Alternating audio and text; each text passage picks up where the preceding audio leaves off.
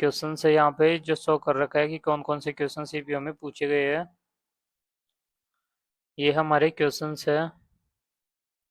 तो हमारा पैटर्न तो आप जानते हो कि कैसे क्वेश्चंस को प्रिपेयर करना है, ओ कैसे हमें जो क्वेश्चंस है उनको तैयार करना है। तो जो हमारा गोल है वो ये है कि हमें बेसिक वो पीवाईक्यू प्लस प्रिपरेशन, कि पीवाईक्यू से तो एनालिसिस हो जाएगा कि किस टाइप के क्वेश्चन पूछे जा रहे हैं, और जो पीवाईक्यू में जितने भी क्वेश्चन पूछे गए हैं ना उनसे हमें ये पता लग जाएगा और उनको याद करने से कुछ क्वेश्चंस की हमारी प्रैक्टिस हो जाएगी। पीवाईक्यू पूरे क्वेश्चन रिपीट नहीं होते, लेकिन उनमें से कुछ क्वेश्चंस रिपीट होते रहते हैं। तो हम इनको एक बार इनका एनालिसिस देख लेते हैं प्लस में याद कर लेते हैं। तो जो हमारा पैटर्न है वो ये है कि पहले हम जो है सॉल्यूशंस को याद करते हैं, या जो ईडियम्स हैं उनको याद करते हैं। फिर उसके बाद में उनकी क्वेश्चंस देखते हैं कि उसमें से कौन कौन से क्वेश्चंस पूछ रखा है, या किस टाइप के क्वेश्चंस उनमें से पूछे हुए हैं।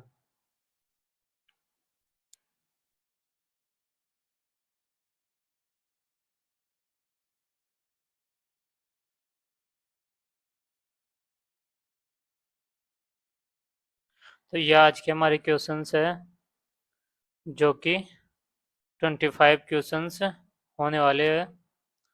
तो अब इनका देखते हैं सॉल्यूशन के, इनके सॉल्यूशंस क्या क्या है। तो जो हमारे 25 क्वेश्चंस है, तो उनमें जो फर्स्ट क्वेश्चन है वो है बाय लीप एंड बाउंड्स। तो जो हमारा पैटर्न है जो न्यू स्टूडेंट है वो हमारा पैटर्न नहीं जानते, बाकी जो ओल्ड स्टूडेंट्स है वो तो हमारा पैटर्न जानते हैं कि हम 5 टाइम रिपीटेशन करते हैं एक ईडीएम का।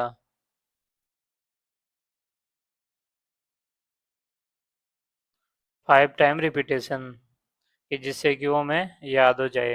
क्योंकि आज का जो टेक्नोलॉजी का टाइम है वो, आज का जो टाइम है स्टूडेंट्स के लिए, उसमें क्या है कि उनको एक बार याद करवाने से तो उनका कुछ भी फर्क भी नहीं पड़ता, उनके कुछ याद नहीं रहता। क्योंकि वो, जैसे हम मान लो कि 1 घंटा पढ़ रहे हैं, तो 1 घंटे में हमने कुछ कंटेंट देखा, तो उस कंटेंट से रिलेटेड वो बाकी टाइम वो जो 1 घंटा देखते हो उसमें कम से कम बहुत ज़्यादा शॉर्ट्स वगैरह देख चुके होते हैं आज के टाइम में। जैसे इंस्टाग्राम पे, यूट्यूब पे, स्नैपचैट पे, जितने भी सोशल मीडिया प्लेटफॉर्म्स है उन सब पे वो सभी के शॉर्ट्स देख के उनकी जो मेमोरी है वो बहुत ज़्यादा वो हो चुकी है, ख़राब लोगों की। तो इसलिए जो मैं ये पैटर्न है मेरा, तो इसमें ये देखता हूँ कि पहले रिपीटेशन करवाता हूँ 5 टाइम की, उनके माइंड में कुछ तो जाएगा 5 टाइम रिपीटेशन से।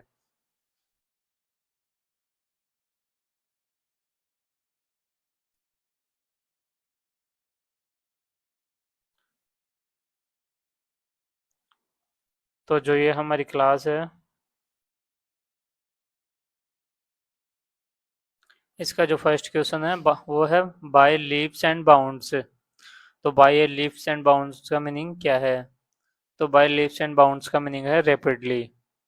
तो बाय लीप्स एंड बाउंड्स है, इसका मीनिंग क्या है? तो बाय लीप्स एंड बाउंड्स का मीनिंग है रैपिडली। तो बाय लीप्स एंड बाउंड्स का मीनिंग क्या है? बाय लीप्स एंड बाउंड्स का मीनिंग है रैपिडली। तो बाय लीप्स एंड बाउंड्स का मीनिंग क्या है? बाय लीप्स एंड बाउंड्स का मीनिंग है rapidly. By leaps and bounds का मीनिंग है rapidly. By leaps and bounds का मीनिंग है रैपिडली। तो जो हमारा फर्स्ट इडियम है वो है बाय लीप्स एंड बाउंड्स, तो जिसका मीनिंग है रैपिडली। तो अब देखते हैं जो हमारा सेकंड इडियम है वो है ह्यूमन सर्विसेज, यानी जो excellent work done by someone, या जो ह्यूमन सर्विसेज का मीनिंग होता है कि एक्सट्रीमली गुड वर्क है या एक्सट्रीम एक्सेलेंट वर्क डन। तो जो ह्यूमन सर्विसेज है उसका मीनिंग है excellent work done. Human services का मीनिंग है excellent work done. Human services का मीनिंग है excellent work done. Human services का मीनिंग है excellent work done. Human services का मीनिंग क्या है? तो इसका मीनिंग है एक्सेलेंट वर्क डन। तो हम अभी तो इनको याद कर लेते हैं, इसके बाद में हम देखेंगे कि जो कौन कौन से क्वेश्चंस है या किस टाइप से इनके क्वेश्चन पूछे गए हैं। तो जो हमारा थर्ड ईडियम है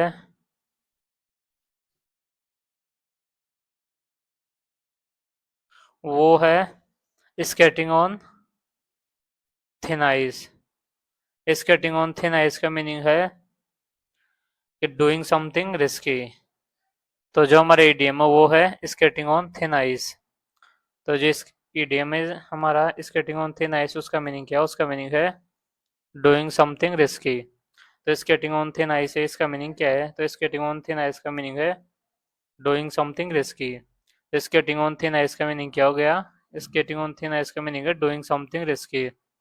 स्केटिंग ऑन थिन आइस का मीनिंग क्या हो गया? Doing something risky.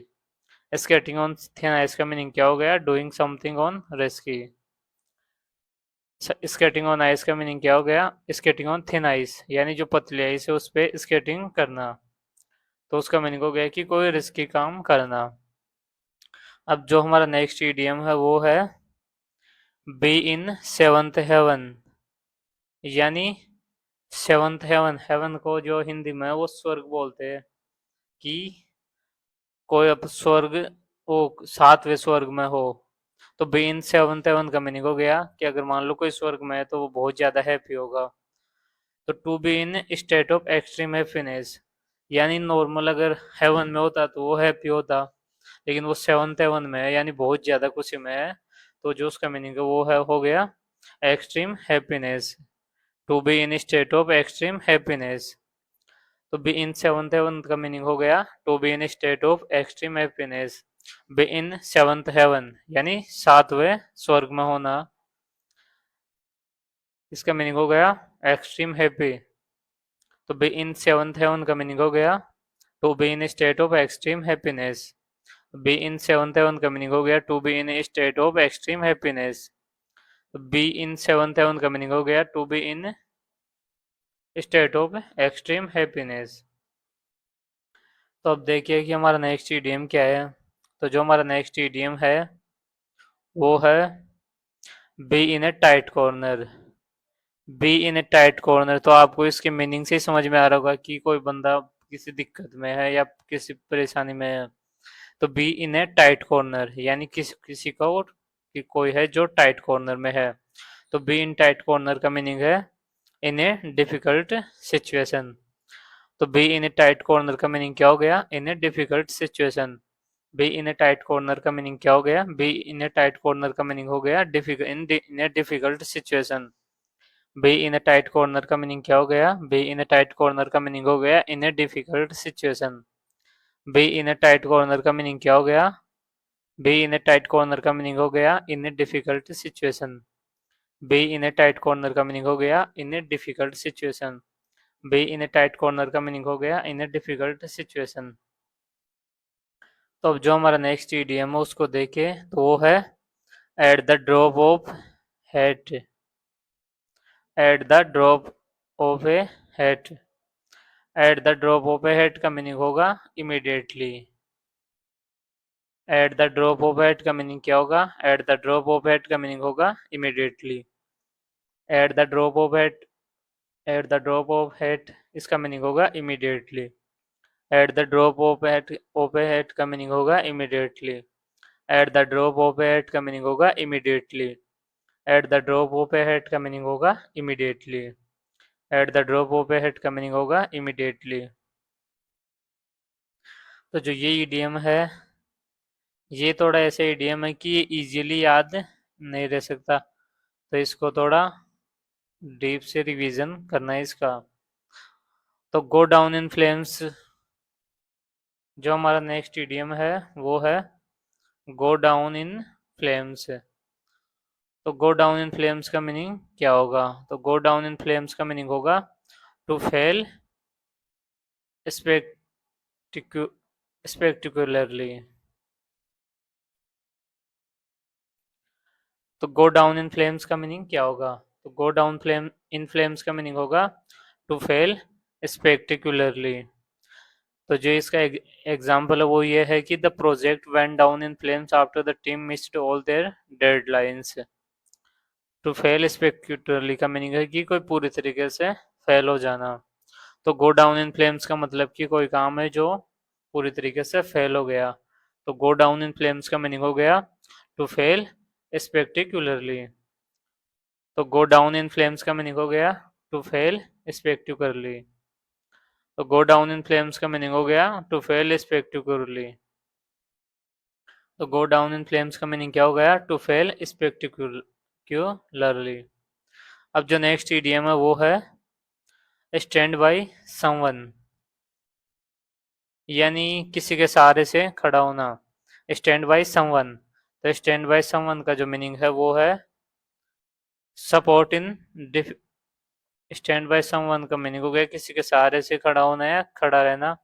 तो सपोर्ट इन डिफिकल्ट सिचुएशन, तो स्टैंड बाय समवन का मीनिंग हो गया सपोर्ट इन डिफिकल्ट सिचुएशन। तो जो स्टैंड बाय समवन है उसका मीनिंग हो गया support in difficult situation. Stand by someone है इसका मीनिंग हो गया support in difficult situation. Stand by someone का मीनिंग हो गया support in difficult situation. Stand by someone का मीनिंग हो गया support in difficult situation. Stand by someone का मीनिंग हो गया support in difficult situation. Stand by someone का मीनिंग हो गया support in difficult situation. Stand by someone का मीनिंग क्या हो गया? इसका मीनिंग हो गया सपोर्ट इन डिफिकल्ट सिचुएशन। जो नेक्स्ट ईडीएम है वो है ब्लू ब्लड।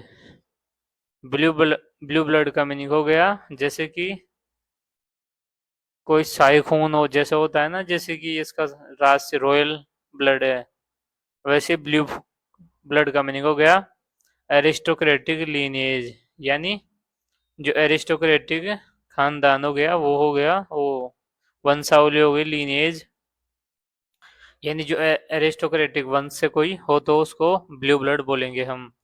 तो ब्लू ब्लड का मीनिंग क्या हो गया? ब्लू ब्लड का मीनिंग हो गया एरिस्टोक्रेटिक लीनिएज।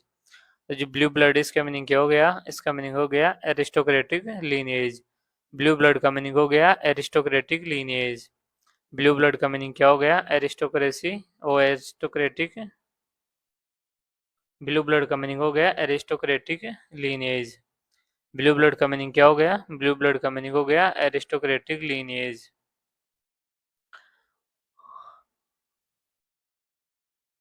अब जो नेक्स्ट ईडीएम है वो है हमारा, वो थोड़ा फनी ईडीएम भी है, जैसे कि an elephant in the room. तो an elephant in the room, वैसे डायरेक्टली इसका अर्थ देखे तो इसका कोई अर्थ नहीं निकलता, क्योंकि एलिफेंट है वो कभी भी रूम में नहीं आ सकता। लेकिन इसका जो ईडीएम है ये, तो इसका मीनिंग डेफिनेटली निकलता है। N elephant in the room का मीनिंग हो गया कि कोई ऐसी प्रॉब्लम जिसके बारे में बोलना जरूरी है या जो रियल प्रॉब्लम है। तो एलिफेंट इन द रूम का मीनिंग क्या हो गया? एलिफेंट इन द रूम का मीनिंग हो गया there is an obvious problem. An elephant in the room का मीनिंग क्या हो गया? इसका मीनिंग हो गया there is an obvious problem. An elephant in the room का मीनिंग हो गया there is an obvious problem. An elephant in the room का मीनिंग हो गया there is an obvious problem. An elephant in the room का meaning हो गया there is an obvious problem. अब जो नेक्स्ट ईडीएम है ये तो कॉमनली यूज्ड ईडीएम है और ये तो लगभग सबको आता भी होगा, जैसे कि डाउन टू अर्थ। तो डाउन टू अर्थ का मीनिंग होता है कि जमीन से जुड़ा हुआ व्यक्ति, जो रियलिस्टिक एंड प्रैक्टिकल हो, यानी जो ऐसे हवा में बातें ना करता हो, जो वास्तविक और संभावी बातें करता हो या प्रैक्टिकल बातें करता हो कि जो पॉसिबल हो। जैसे कुछ लोग होते हैं कि वो ऐसे हवा में बातें करते हैं कि ये कर देंगे वो कर देंगे, लेकिन वो कर कुछ भी नहीं पाते, कि वो डाउन टू अर्थ नहीं होते।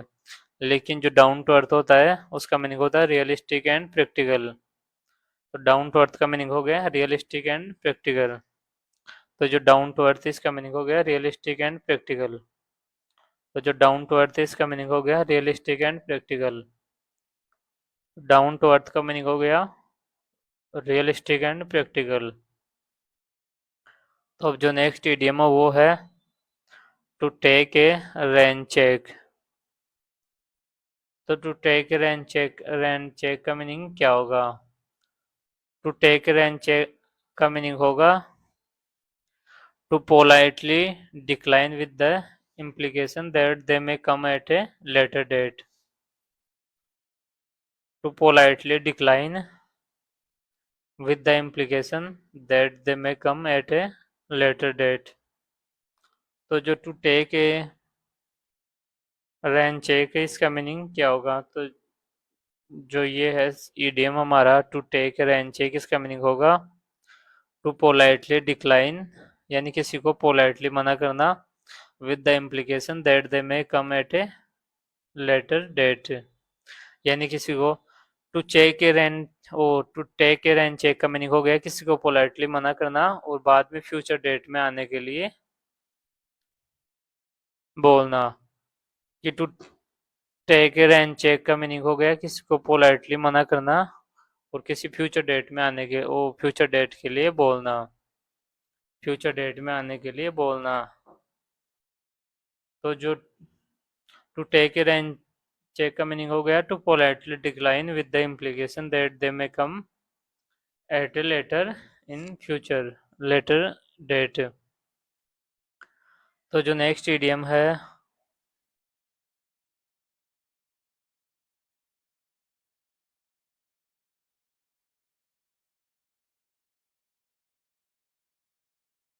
तो जो नेक्स्ट ईडियम हमारा वो है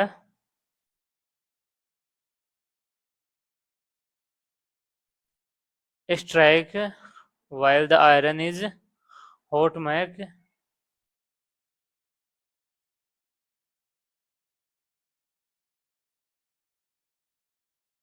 तो इसका मीनिंग क्या होगा? तो जो नेक्स्ट ईडियम है strike while the iron is hot mac, तो ये हमारा ईडियम है। तो इसका मीनिंग होगा कि हमें जो हथौड़ा है वो गर्म लोहे पे मारना है, यानी हम किसी अपॉर्चुनिटी को अपॉर्चुनिटी हो उसको इमिडिएटली यूज कर पाए। जैसे कि मान लो कि जो आयरन होता है वो उसको गर्म करते हैं तो वो इस कंडीशन में आ जाता है कि जिसको हम जैसे हथौड़ा मार के उसको जैसी शेप में देना चाहेंगे वैसी शेप हम उसको दे सकते हैं। तो उसके लिए हमें ये करना होगा कि strike while the iron is hot mac, यानी जब लोहा गर्म होता है तभी हमें उसको थोड़ा मारना चाहिए। ये तो सभी का कॉमनली यूज्ड इडियम है। तो इसका मीनिंग हो गया use of an opportunity immediately. तो strike while the iron is hot मैक, इसका मीनिंग हो गया use of an opportunity immediately.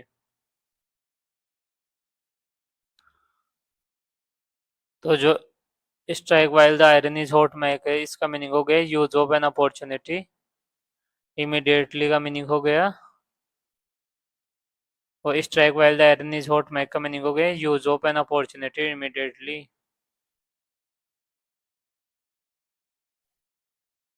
तो जो हम हमारा नेक्स्ट क्वेश्चन देखते, नेक्स्ट सॉल्यूशन देखते जो कि है सॉल्यूशन नंबर 84।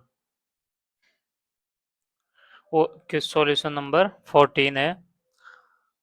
तो जो सॉल्यूशन नंबर 14 है वो है his heart is in the right place, यानी कि जो किसी का हर्ट है वो राइट पैलेस में है। यानी कोई सिचुएशन ऐसी है कि वो सही सिचुएशन है या अच्छी सिचुएशन है किसी के लिए। तो someone heart in the right place का मीनिंग क्या होगा? Someone heart in the right place का मीनिंग है गुड नेचर, यानी जो अच्छे नेचर का व्यक्ति हो। तो his heart in the right place का मीनिंग क्या होगा? His heart in the right place का मीनिंग होगा गुड नेचर्ड, यानी जिसका नेचर अच्छा है।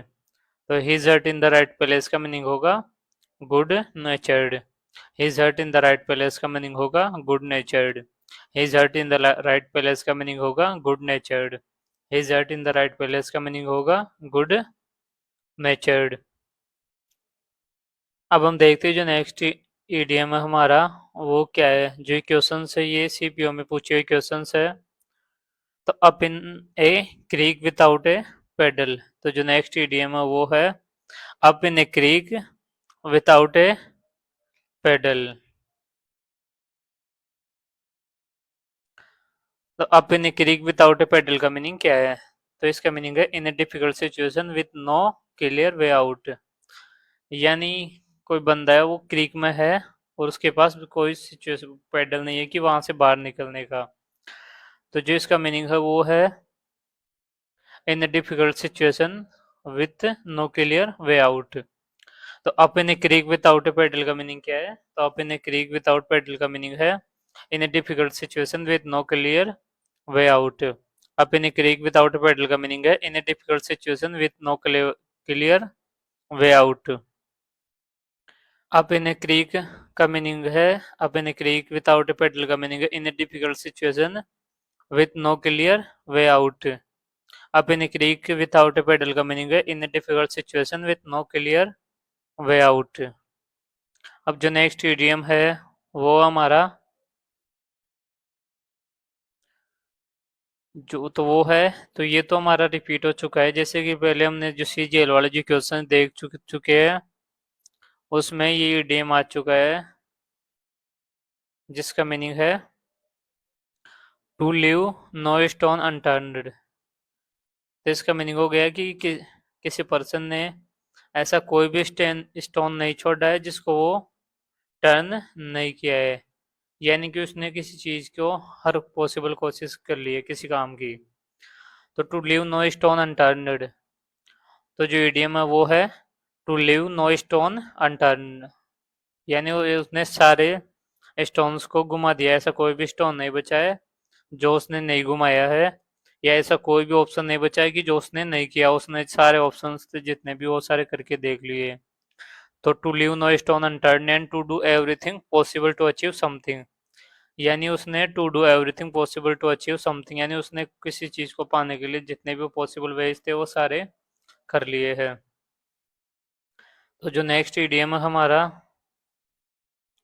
वो है building castle in the air.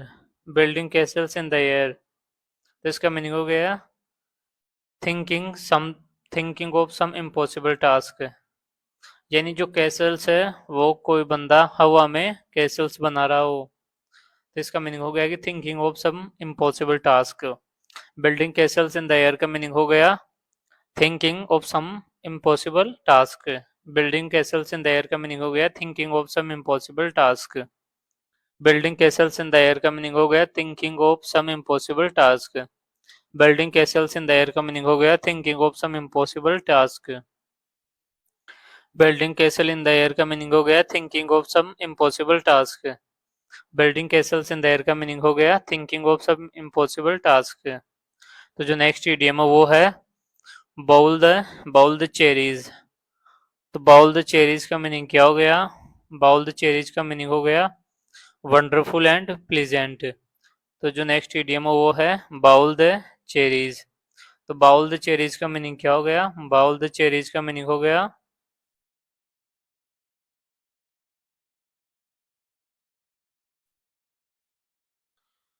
Bowl the cherries का मीनिंग हो गया वंडरफुल एंड प्लीजेंट। तो जो बाउल द चेरीज है इसका मीनिंग क्या हो गया? बाउल द चेरीज का मीनिंग हो गया wonderful and pleasant. Bowl the cherries का मीनिंग हो गया वंडरफुल एंड प्लीजेंट। तो बाउल द चेरीज का मीनिंग हो गया wonderful and pleasant. Bowl of cherries का मीनिंग हो गया वंडरफुल एंड प्लीजेंट। अब जो नेक्स्ट इडियम है वो है बीट अराउंड द बस। ये beat around the bus buses. Beat around the bus का मीनिंग हो गया कि to avoid talking about what is important. यानी हम किसी चीज के आसपास में avoid talking about what is important, यानी कि जो इम्पोर्टेंट चीज है उसके बारे में हम बात नहीं कर रहे, बाकी उसके आसपास की सारी बातें कर रहे हैं। तो बीट अराउंड द बुश का मीनिंग हो गया to avoid taking about what is important. तो beat around the bus bush है, इसका मीनिंग हो गया to avoid talking about what is important. तो बीट अराउंड द बुश का मीनिंग हो गया to avoid talking about what is important. तो बीट अराउंड द बुश का मीनिंग हो गया to avoid talking about what is important. तो beat around the bush का मीनिंग हो गया to avoid talking about what is important. तो beat around the bush का मीनिंग हो गया to avoid talking what is important. तो देखते हैं जो हमारा नेक्स्ट ईडीएम है वो है ए स्लेप ऑन द रिस्ट,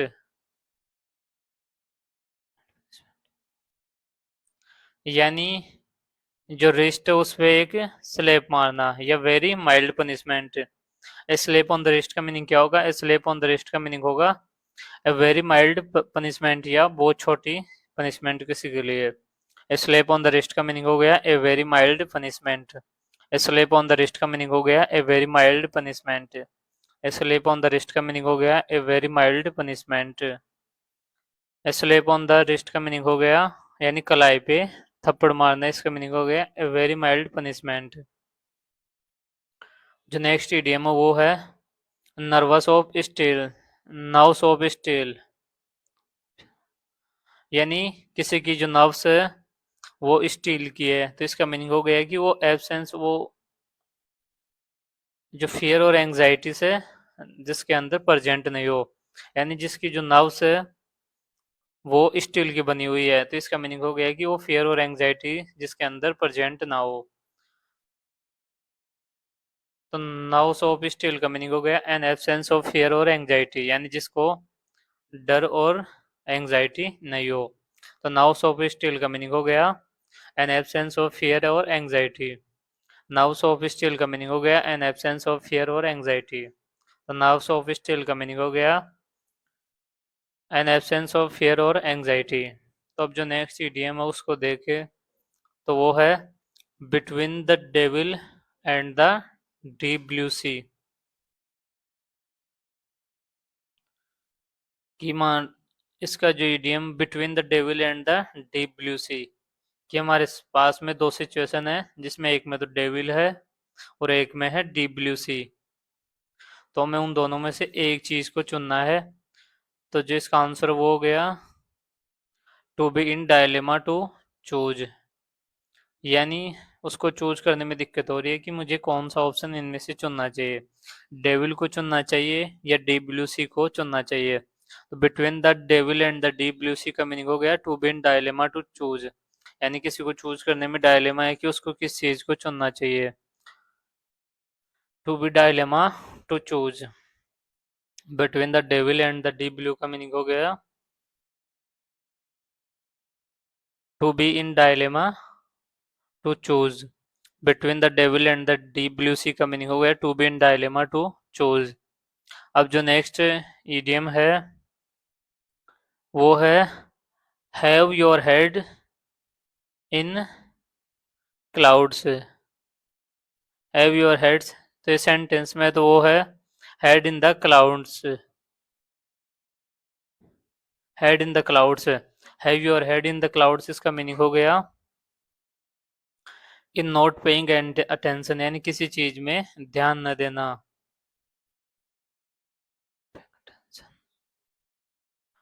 तो have your head in the cloud या हेड इन द क्लाउड्स का मीनिंग हो गया नॉट पेइंग अटेंशन। तो हेड इन द क्लाउड्स का मीनिंग हो गया नॉट पेइंग अटेंशन। तो हेड इन द क्लाउड्स का मीनिंग हो गया not paying attention. Head in the clouds का मीनिंग हो गया not paying attention. Head in the clouds का मीनिंग हो गया not paying attention. Head in the clouds का मीनिंग क्या हो गया कि उसका कोई ध्यान नहीं है, उसका जो माइंड है वो क्लाउड्स में खोया हुआ है। अब जो नेक्स्ट ईडीएम है वो है tighten is belt.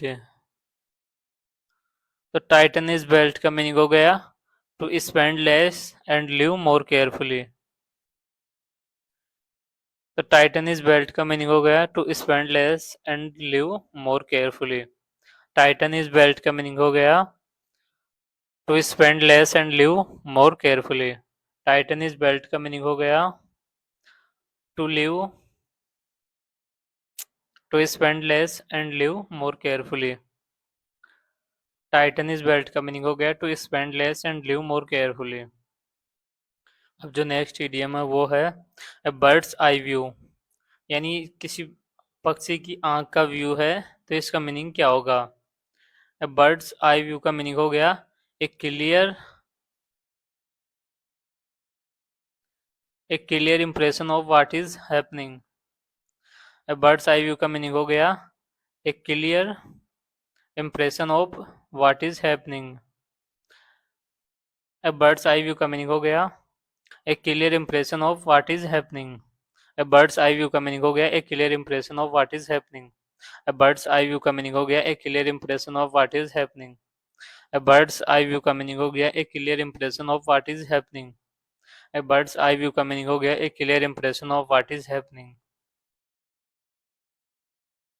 A bird's eye view का मीनिंग हो गया a clear impression of what is happening.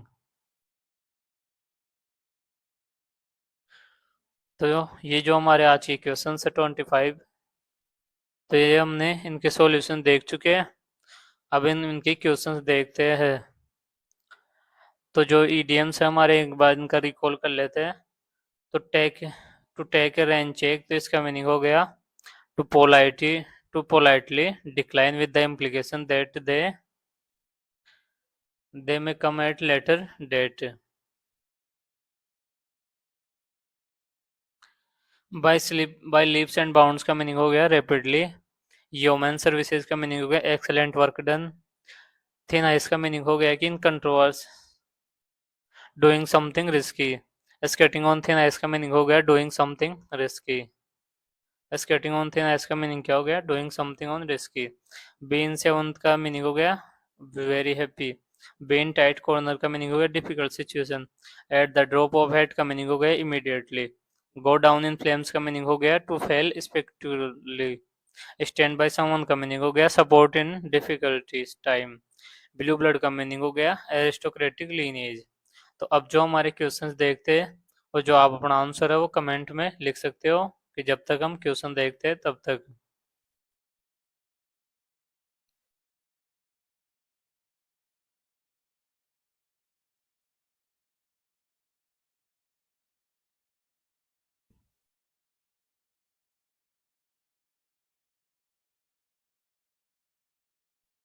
तो जो हमारा फर्स्ट क्वेश्चन है सीपीओ 2024 का टीयर 1 का, तो ये है बाय लीप्स एंड बाउंड्स। तो बाय लीप्स एंड बाउंड्स है, इसका मीनिंग क्या होगा? तो बाय लीप्स एंड बाउंड्स है, इसका मीनिंग होगा अननोविंगली, इसका मीनिंग नहीं होगा।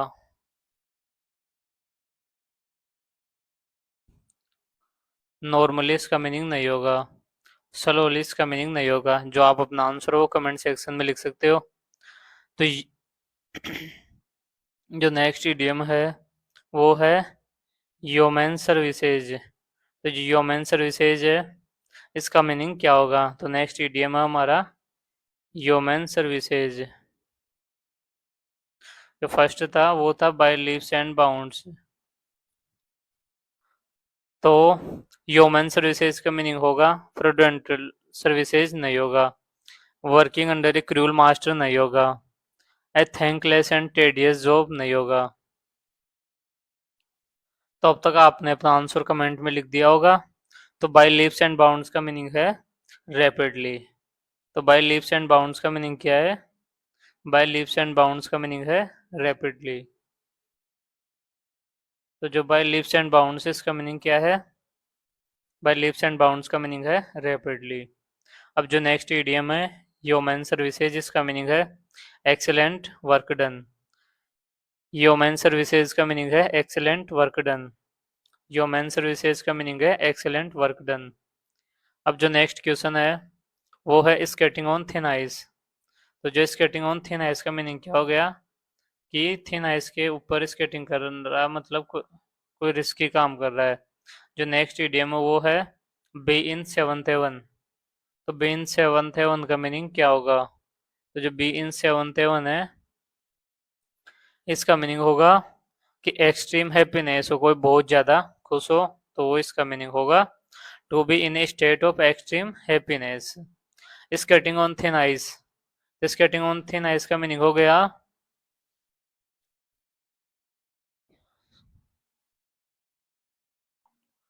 तो जो इसका आंसर है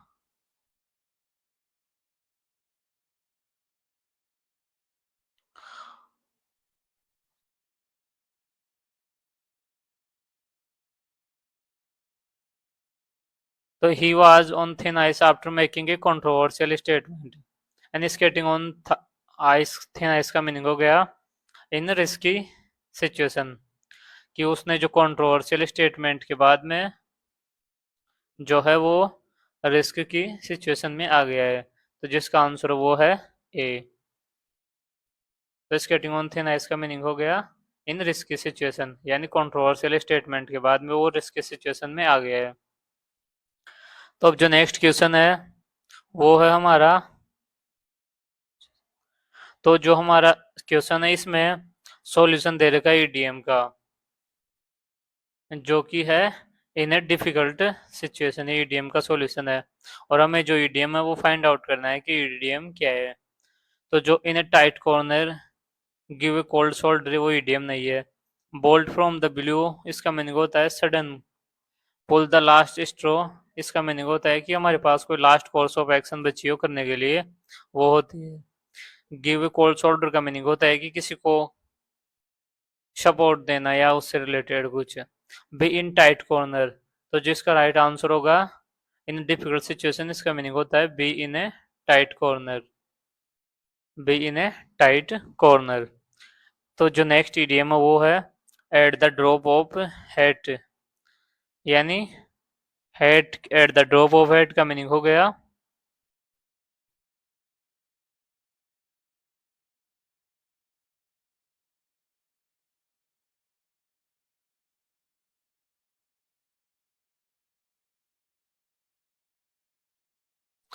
तो at the drop of hat का मीनिंग हो गया इमीडिएटली, यानी कोई चीज कॉन्जिक्यूटली नहीं होगी, सर्टेनली नहीं होगी, इवेंचुअली नहीं होगी। तो at the drop of head का मीनिंग होगा इमिडिएटली। तो आप जो अपना आंसर वो कमेंट में राइट कर सकते हो।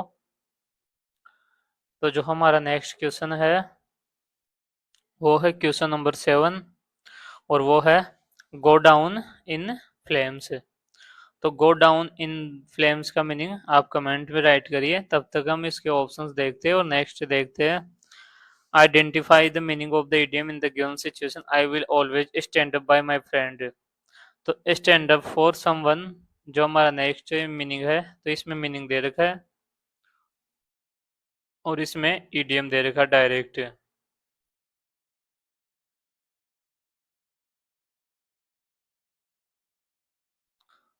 तो इसमें हमारा ईडीएम दे रखा है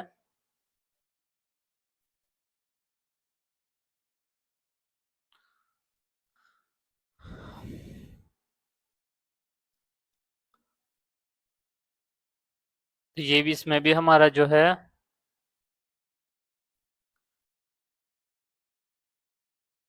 वो ईडीएम ही दे रखा है।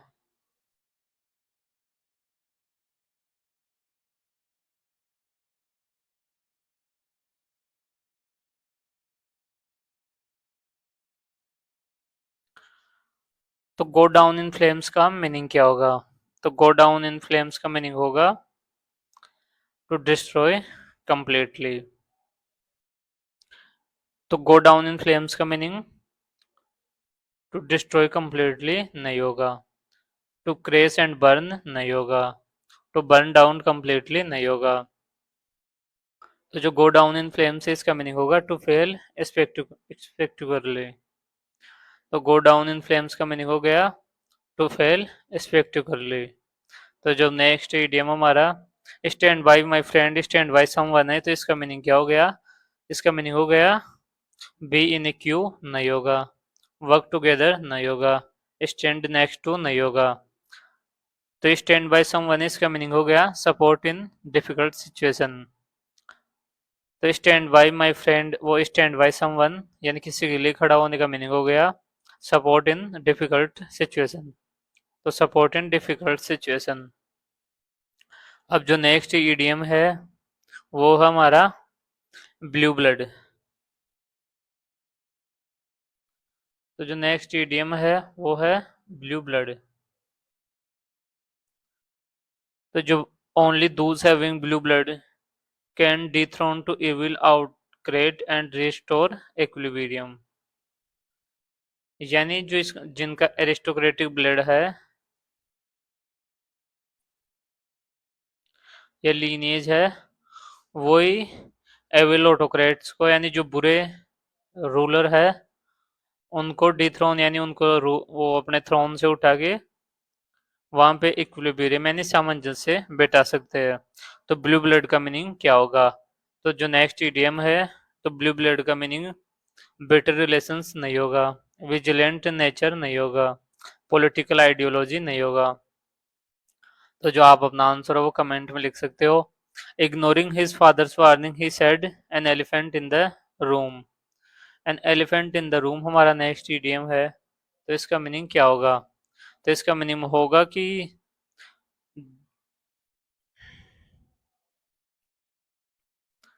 जहां पे कोई रियल प्रॉब्लम हो। तो समवन बिगिंस टू सस्पेक्ट नहीं होगा, the elephant got stuck in the room नहीं होगा, someone hiding in the room नहीं होगा। तो जो an elephant in the room इसका मीनिंग होगा there is an obvious problem. An elephant in the room का मीनिंग है there is an obvious problem. तो ब्लू ब्लड का मीनिंग हो गया एरिस्टोक्रेटिक लीनेज। तो ब्लू ब्लड इसका मीनिंग हो गया एरिस्टोक्रेटिक लीनेज। तो ब्लू ब्लड का मीनिंग हो गया एरिस्टोक्रेटिक लीनेज। तो ब्लू ब्लड का मीनिंग हो गया एरिस्टोक्रेटिक लीनेज। तो जो ब्लू ब्लड है इसका मीनिंग हो गया एरिस्टोक्रेटिक लीनेज। जो ब्लू ब्लड है इसका मीनिंग हो गया एरिस्टोक्रेटिक लीनेज। तो जो ब्लू ब्लड है इसका मीनिंग हो गया एरिस्टोक्रेटिक लीनेज। अब हम देखते हैं नेक्स्ट क्वेश्चंस, जो कि question number 11। The players like the coach because he is honest realistic and practical. तो जो नेक्स्ट ईडियम है उसका मीनिंग दे रखा है।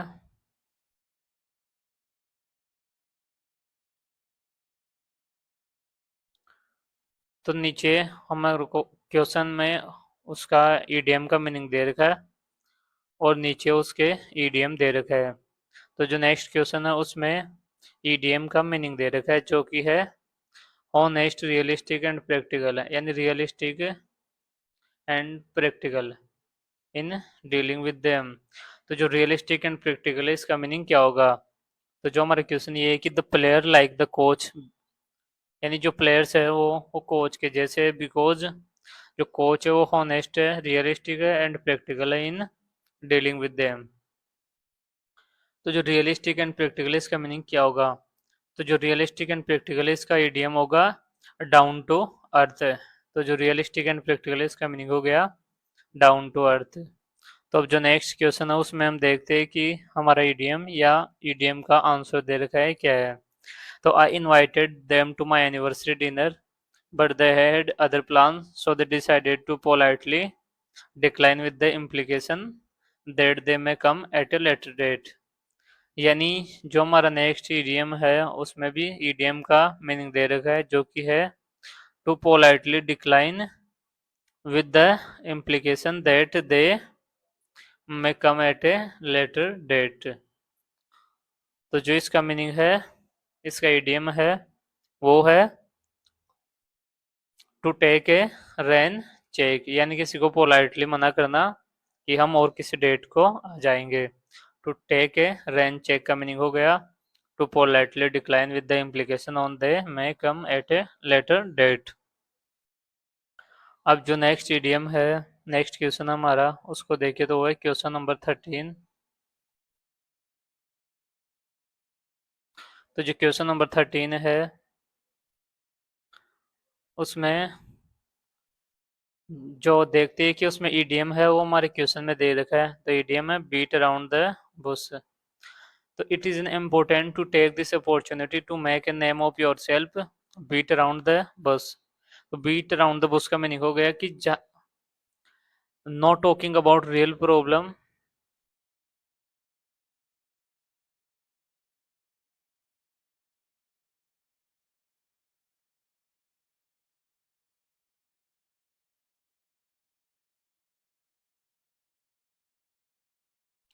तो जो ये क्वेश्चन है,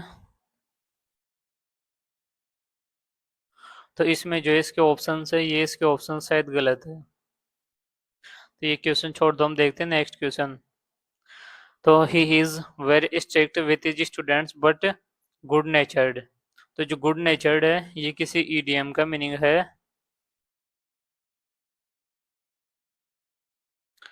तो जो ईड के तो ये जो गुड नेचर्ड है ये कौन से ईडीएम का मीनिंग है? तो जो गुड नेचर्ड है ये मीनिंग है हमारे his heart in the right place. जो ईडीएम है his heart in the right place, जो ईडीएम है इसका मीनिंग है good natured. His heart in the right place का मीनिंग हो गया गुड नेचर्ड। तो अब हम देखते हैं नेक्स्ट क्वेश्चन, जो कि है क्वेश्चन नंबर 15। तो ये है when I went to Egypt and lost my wallet and passport I was.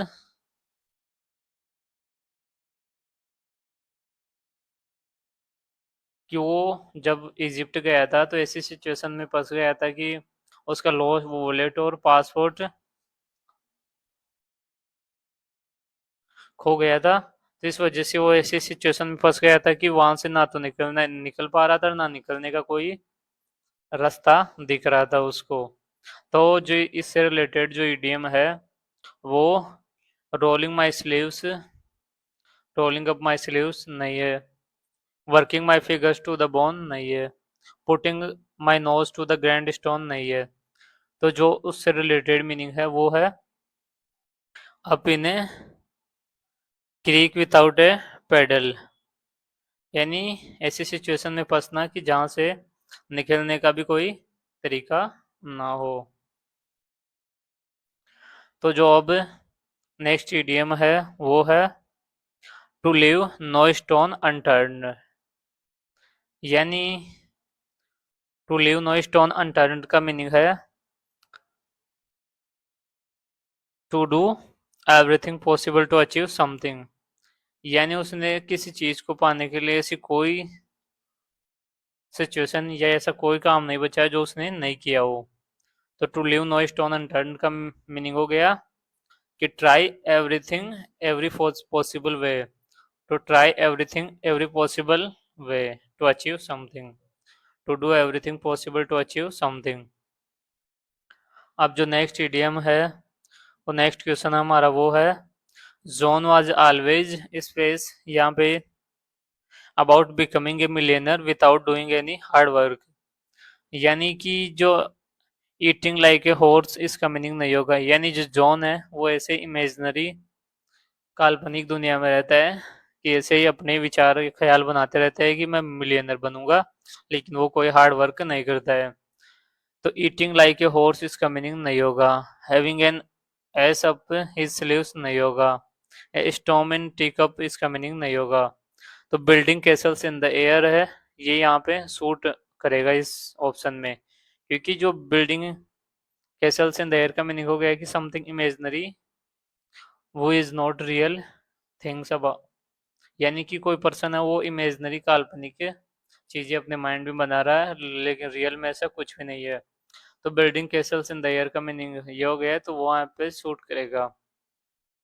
तो जिसका आंसर है वो है building castles in the air.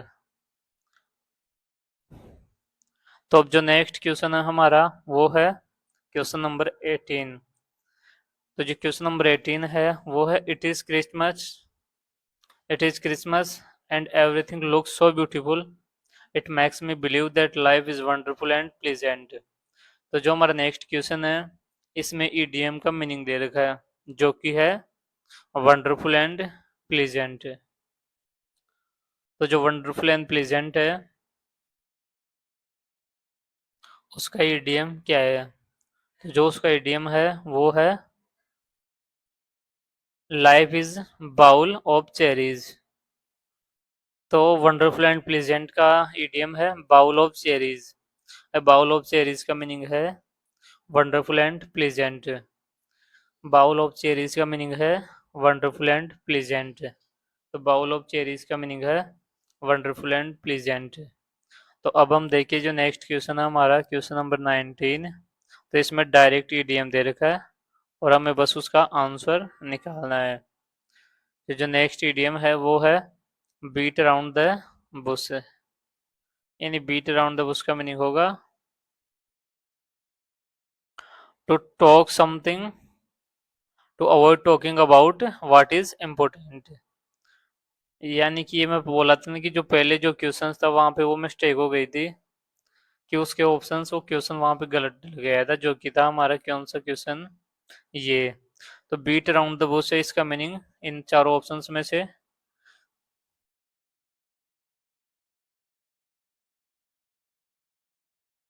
हाँ, तो जो यहाँ पे जो क्वेश्चन था वो जो बीट अराउंड द बुश, ये यहाँ पे रॉन्ग था।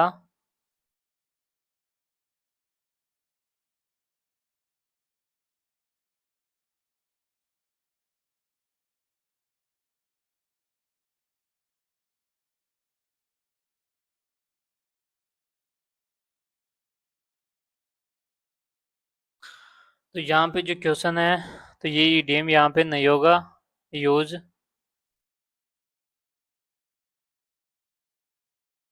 तो जो यहाँ पे हमारा सॉल्यूशन है, यहाँ पे जो हमारा आंसर दे रखा है वो ये दे रखा है कि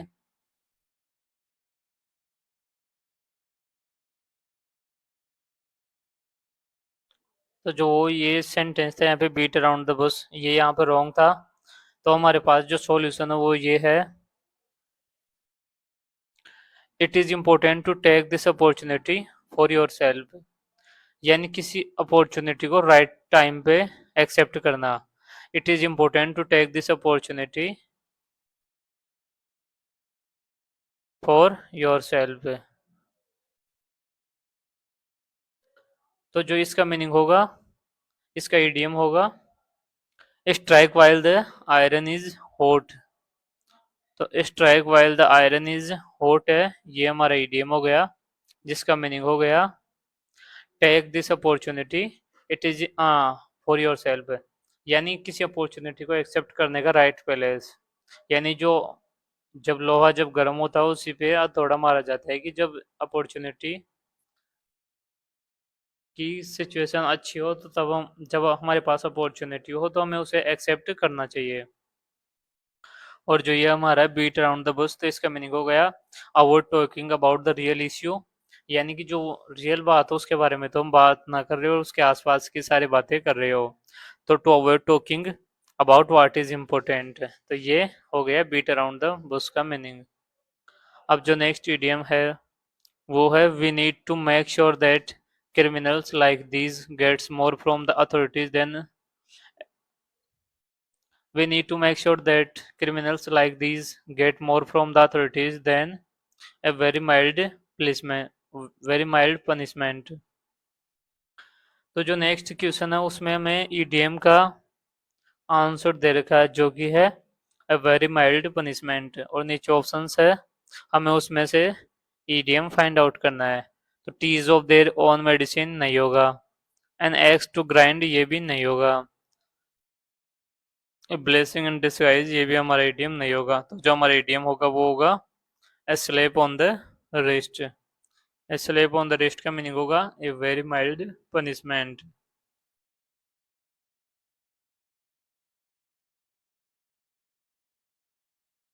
तो अब हम देखते हैं जो नेक्स्ट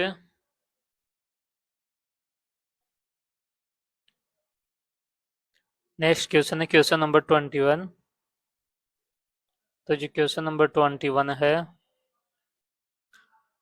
उसको हम देखें तो उसमें जो despite multiple obstacles she continued with her endeavor demonstrating that she is nervous of steels. तो जो नेक्स्ट ईडीएम है वो है nervous of steel, nerves of steel. यानी किसी की स्टील की नर्व्स होना, यानी जिसकी जो नर्व्स है वो स्टील की है। यानी कि जो कोई पर्सन है वो जल्दी से फियर और एंजाइटी उसको नहीं होती है। तो हैज नर्व्स ऑफ स्टील, इसका मीनिंग हो गया the capacity to maintain composure when stressed. यानी जब किसी को स्ट्रेस हो तब भी वो कूल एंड काम रह सके, उसको कोई फियर ना हो।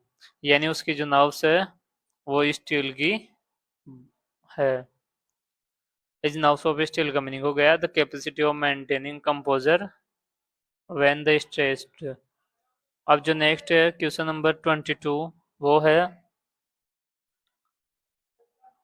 इन life there will be many situations where you have to choose between the devil and the deep blue sea. यानी कि जो नेक्स्ट ईडियम है वो है to choose between the devil and deep blue sea. तो इसका मीनिंग क्या होगा?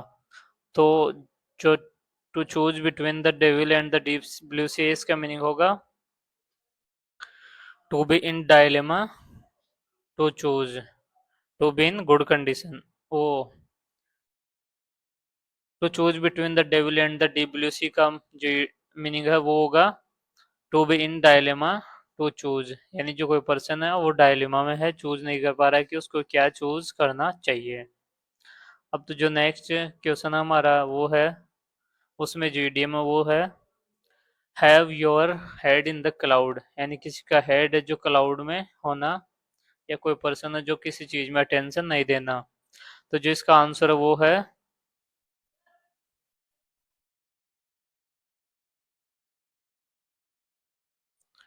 तो जो इसका जो हमें आंसर है वो ऐसा फाइंड आउट करना है कि उसमें उसका आंसर भी दिखे और उसका सेंटेंस यूज भी हो। जैसे कि ही had his head in the clouds during an important meeting. यानी इम्पोर्टेंट मीटिंग के बीच में जो उसका हेड्स है वो क्लाउड्स में, यानी वो इम्पोर्टेंट मीटिंग में भी अपना अटेंशन नहीं दे पा रहा है। तो have your head in the cloud का मीनिंग हो गया he had his head in the clouds during an important meeting. तो he had his heads in the clouds का मीनिंग हो गया during an important meeting she had head in the clouds.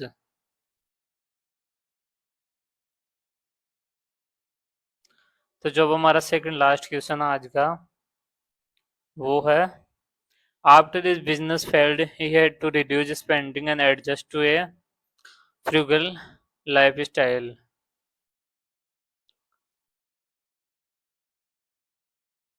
तो जो Saint question हमारा next,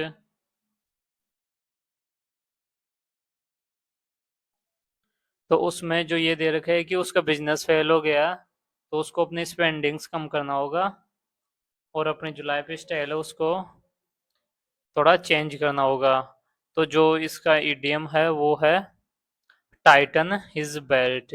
यानी अब उसका बेल्ट टाइट करना, कि reduce spending and adjust a frugal lifestyle. तो reduce spending and adjust a to a frugal lifestyle. तो जो अब जो हमारा आज का लास्ट क्वेश्चन है, ए गूज आइस व्यू, ए गूज आइस व्यूज की जगह पे क्या होगा? तो ये ईडीएम है, इसमें ये ईडीएम है, तो इसमें कौन सा वर्ड है जो इसकी जगह पे यूज होगा? गूज की जगह पे यूज होगा, तो इसकी जगह पे यूज होगा फूल्स नहीं होगा, डॉग्स नहीं होगा और नेट्स नहीं होगा। तो जिसका राइट आंसर होगा वो ईडीएम बनता है हमारे ए बर्ड्स आई व्यू। तो ये बर्ड्स आई व्यू का मीनिंग होता है ए क्लियर सीन ऑफ समथिंग, ये ए क्लियर इमेज ऑफ समथिंग। तो जो एक बार हम क्वेश्चंस को देख लेते हैं फिर उनके ईडियम्स लर्न करेंगे, फिर दोबारा इनके क्वेश्चंस में ऑप्शन के साथ में देखेंगे। तो जो वैन पिग्स फ्लाई है ये हमारा फर्स्ट ईडियम है, तो इसका मीनिंग क्या है? इस क्रेड को और सेक्रेड काउ है ये हमारा सेकंड ईडीएम हो गया। जो ब्लैक शिप है ये हमारा थर्ड ईडीएम हो गया। Amar was left in difficult situation by your business partners. तो इन डिफिकल्ट सिचुएशन ये हो गया हमारा ईडीएम का सॉल्यूशन। तो गेट इजी फिट ये हो गया हमारा next EDM. On thin ice हो गया हमारा नेक्स्ट ईडीएम, तो इसका मीनिंग क्या होता है? तो ब्रेड एंड बटर ईडीएम है, इसका मीनिंग क्या होता है? A team's captain always keeps a level head in the most challenging situation। तो इसमें जो सॉल्यूशन है ईडीएम का वो दे रखा है।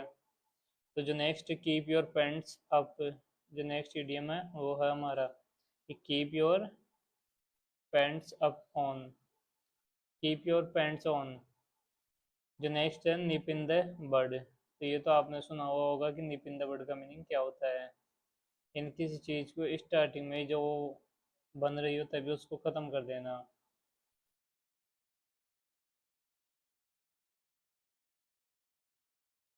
तो जो नेक्स्ट ईडियम है वो है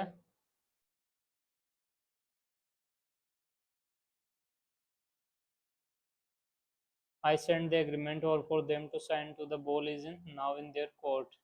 The ball is in your court. And next idiom from cradle to grave. ये हो गया हमारा next idiom. Chip on the shoulder ये हो गया हमारा next idiom. See eye to eye हो गया हमारा नेक्स्ट इडियम.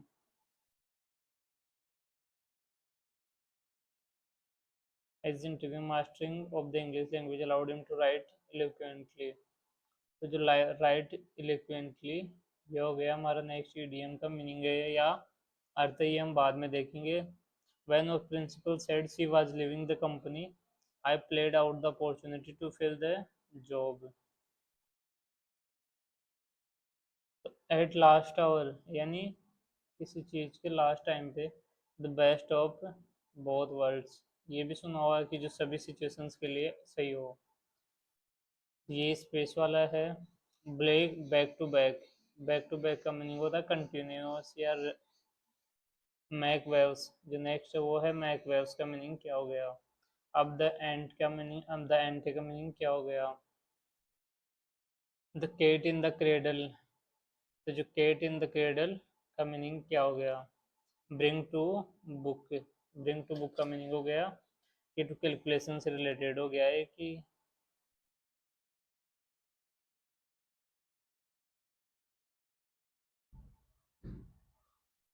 Bad blood. जो आज का हमारा लास्ट इडियम है वो है बैड ब्लड. तो एक बार जो हमारा तरीका है कि 5 टाइम रिपीटेशन का उससे हम जो हमारे सॉल्यूशंस है उनको लर्न कर लेते फिर उसके बाद में इन क्वेश्चंस को देखेंगे. अभी हमने ओवरव्यू लिया है जो अपने 25 क्वेश्चंस है उनका. तो जो हमारा फर्स्ट ईडीएम है व्हेन पिग्स फ्लाई. तो जो फर्स्ट ईडीएम है वो है व्हेन पिग्स फ्लाई. तो ये इम्पॉसिबल सिचुएशन हो गई कि जब जो पिग्स है वो फ्लाई करेंगे यानी something that will never happen. यानी ऐसा कभी भी नहीं हो सकता कि जो पिग्स है जो फ्लाई करे क्योंकि जो फ्लाई है वो बर्ड्स करते हैं और जो पिग्स है वो फुट्स पे चलते हैं अपने. तो वैन फिक्स फ्लाई ये इम्पॉसिबल है या कभी नहीं होने वाली सिचुएशन है. तो वैन पिक्स फ्लाई का मीनिंग हो गया something that will never happen. तो वैन पिक्स फ्लाई का मीनिंग हो गया something that will never happen. तो वैन पिक्स फ्लाई का मीनिंग हो गया something that will never happen. तो वैन पिक्स फ्लाई का मीनिंग हो गया something that will never happen. अब जो नेक्स्ट इडियम वो है सेक्रेड काउ. यानी सेक्रेड काउ का मीनिंग हो गया अनक्वेश्चनेबल यानी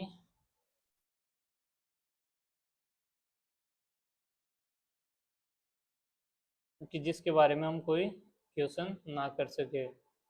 यानी सेक्रेड काउ का मीनिंग हो गया अनक्वेश्चनेबल. तो सेक्रेड काउ इसका मीनिंग हो गया अनक्वेश्चनेबल. तो जो सेक्रेड काउ है इसका मीनिंग हो गया अनक्वेश्चनेबल.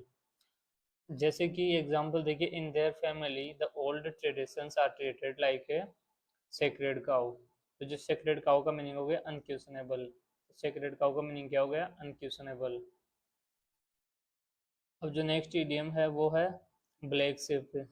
ब्लैक शिप वैसे शिप्स क्या कभी ब्लैक नहीं होती लेकिन ये ब्लैक शिप है इसका मीनिंग हो गया कि किसी की डिसरिस्पेक्ट डिसरिप्यूटेबल. एंड जो ब्लैक शिप है उसका मीनिंग हो गया डिसरिप्यूटेबल यानी जिसकी रिप्यूटेशन या किसकी रिप्यूटेशन खराब करना. तो he is black sheep of the family because he was gets into trouble. तो ब्लैक शिप का मीनिंग हो गया डिसरिप्यूटेबल. तो ब्लैक शिप का मीनिंग क्या हो गया. ब्लैक शिप का मीनिंग हो गया डिसरिप्यूटेबल. तो जो ब्लैक शिप है इसका मीनिंग हो गया डिसरिप्यूटेबल. ब्लैक शिप का मीनिंग क्या हो गया. ब्लैक शिप का मीनिंग हो गया डिसरिप्यूटेबल. तो ब्लैक शिप का मीनिंग क्या हो गया. ब्लैक शिप का मीनिंग हो गया डिसरिप्यूटेबल. अब जो नेक्स्ट ईडियम है वो है हाई एंड ड्राई. तो हाई एंड ड्राई का मीनिंग क्या होता है. ये हमारे रिपीटेड ईडियम है पहले भी आ चुका है पहले के जो पीवाई की क्लासेज है उनमें भी. तो हाई एंड ड्राई का मीनिंग हो गया इन ए डिफिकल्ट सिचुएशन. तो हाई एंड ड्राई का मीनिंग क्या हो गया इन ए डिफिकल्ट सिचुएशन. तो जो नेक्स्ट इडियम है वो है गेट इजी फिट. यानी गेट इजी फिट का मीनिंग हो गया to start, to want to travel और डू समथिंग डिफरेंट, यानी गेट इज इफ इट का मीनिंग हो गया कि टू डू समथिंग डिफरेंट। तो गेट इज इफ इट का मीनिंग हो गया start to want to travel और to do something different. Get is if it का मीनिंग हो गया to start to want to travel और टू डू समथिंग डिफरेंट। तो गेट इज इफ इट का मीनिंग हो गया do something different. Get is if it का meaning क्या हो गया? To do something different. तो जो get is if it is का मीनिंग हो गया डू समथिंग डिफरेंट। और to start to want to travel, get is if it का मीनिंग हो गया to start to want to travel और टू डू समथिंग डिफरेंट। अब जो नेक्स्ट इडियम है वो है ऑन थिन आइस। तो ऑन थिन आइस का मीनिंग क्या हो गया? ये भी पहले आ चुका है, स्केटिंग ऑन थिन आइस जो पहले आया था इससे पहले वाली क्लास में, वो था कि स्केटिंग ऑन थिन आइस यानी कोई रिस्की प्रॉब्लम में होना है, रिस्की सिचुएशन में होना। जो अभी है ये लगभग उससे रिलेटेड ही है, सेम सही है। ऑन थिन आइस का मीनिंग हो गया इन रिस्की सिचुएशन। तो जो रिपीट हो चुके हैं उनमें इतना टेंशन देने की जरूरत नहीं है क्योंकि वो पहले की क्लासों में हो चुका है। तो ऑन थिन आइस का मीनिंग हो गया इन रिस्की पोजिशन। तो ऑन थिन आइस का मीनिंग हो गया इन रिस्की सिचुएशन, रिस्की पोजिशन। अब जो नेक्स्ट इडियम है वो है ब्रेड एंड बटर। तो ब्रेड एंड बटर का मीनिंग हो गया लाइवलीहुड। ब्रेड एंड बटर का मीनिंग हो गया लाइवलीहुड।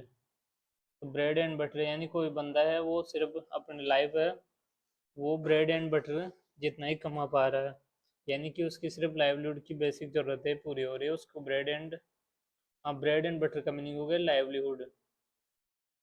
जो ब्रेड एंड बटर है इसका मीनिंग हो गया लाइवलीहुड। तो ब्रेड एंड बटर का मीनिंग क्या हो गया? इसका मीनिंग हो गया लाइवलीहुड। तो ब्रेड एंड बटर का मीनिंग हो गया लाइवलीहुड। अब जो नेक्स्ट ईडीएम है वो है keep a level head. Keep a level head. तो कीप ए लेवल हेड का मीनिंग हो गया रिमेन काम एंड कंपोज्ड। तो कीप ए लेवल हेड का मीनिंग हो गया रिमेन काम and composed. Keep a level head का मीनिंग हो गया रिमेन काम and composed. Keep a level head का मीनिंग हो गया रिमेन काम एंड कंपोज्ड। तो कीप ए लेवल हेड का मीनिंग हो गया रिमेन काम and composed. Keep a level head का मीनिंग हो गया रिमेन काम एंड कंपोज्ड। अब देखते हैं हमारा जो नेक्स्ट ईडियम है वो है कीप योर पैंट्स ऑन। तो कीप योर पैंट्स ऑन का मीनिंग हो गया to keep calm and quiet. Keep your pants on का मीनिंग हो गया to keep calm and quiet. Keep your pants on का मीनिंग हो गया to keep calm and quiet. Keep your pants on का मीनिंग हो गया to keep calm and quiet. Keep your pants on का मीनिंग हो गया to keep calm and quiet. Keep your pants on का मीनिंग हो गया to keep calm and quite.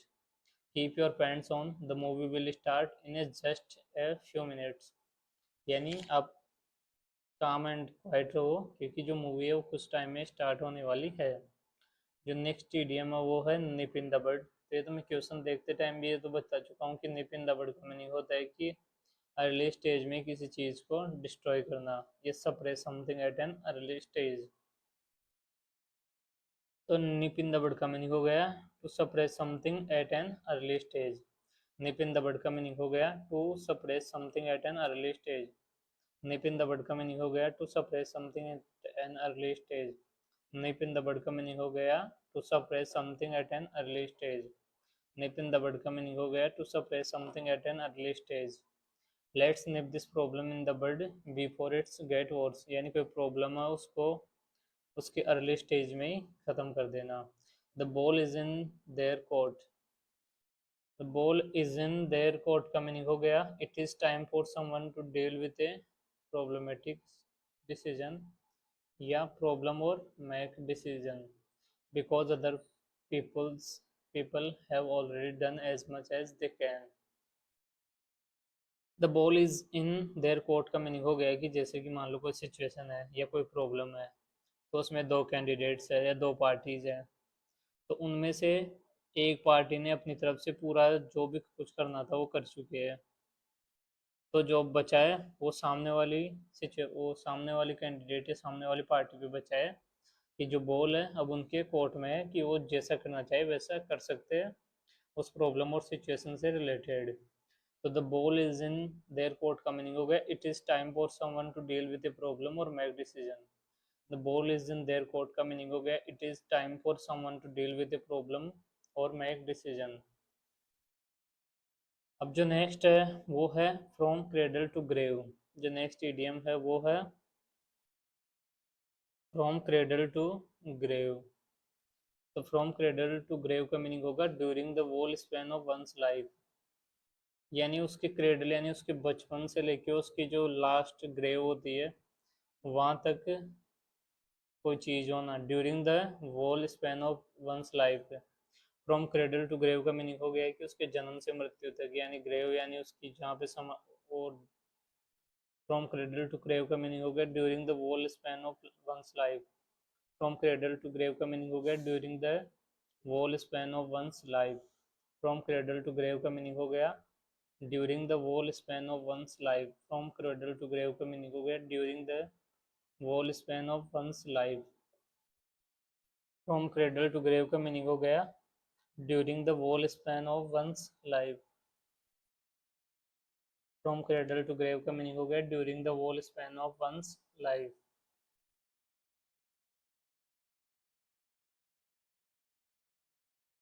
अब जन फ्रॉम क्रेडल टू ग्रेव का मीनिंग हो गया during the whole span of one's life. अब जो नेक्स्ट इडियम है वो है chip on the shoulder. Chip on the shoulder का मीनिंग हो गया ऑफेंडेड। तो चिप ऑन द शोल्डर का मीनिंग क्या हो गया? चिप ऑन द शोल्डर का मीनिंग हो गया ऑफेंडेड। तो चिप ऑन द शोल्डर इसका मीनिंग हो गया ऑफेंडेड। जो चिप ऑन द शोल्डर उसका मीनिंग हो गया offended. Chip on the shoulder का he has a chip on his shoulder because he was not chosen for the team. तो chip on the shoulder का meaning हो गया offended. Chip on the shoulder का meaning क्या हो गया? Chip on the shoulder का मीनिंग हो गया ऑफेंडेड। तो जो चिप ऑन द शोल्डर इसका मीनिंग हो गया ऑफेंडेड। तो चिप ऑन द शोल्डर का मीनिंग क्या हो गया? चिप ऑन द शोल्डर का मीनिंग हो गया ऑफेंडेड। अब जो नेक्स्ट इडियम है वो है आई to I, C eye to आई, यानी टू एग्री विथ समवन। तो सी आई टू आई का मीनिंग हो गया to agree with someone. See eye to eye का मीनिंग हो गया to agree with someone. See eye to eye का मीनिंग हो गया to agree with someone. See eye to eye का मीनिंग हो गया to agree with someone. See eye to eye का मीनिंग हो गया टू एग्री विथ समवन। तो जो अब हमारा नेक्स्ट ईडीएम है या सॉल्यूशन है वो है क्वेश्चन नंबर 14, जो कि है कैप्टिवेटिंग एक्सपर्टीज।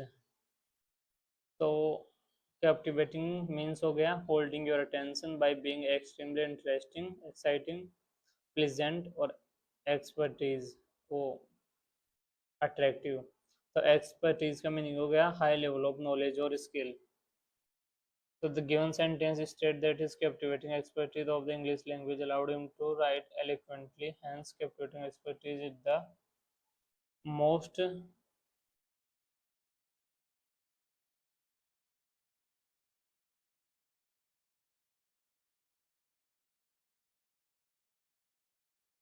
appropriate answer।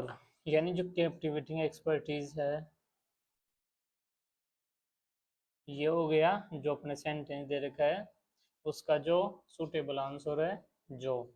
जैसे कि जो सेंटेंस है वो ये है कि English language allowed him to write eloquently, यानी कि जो इंग्लिश है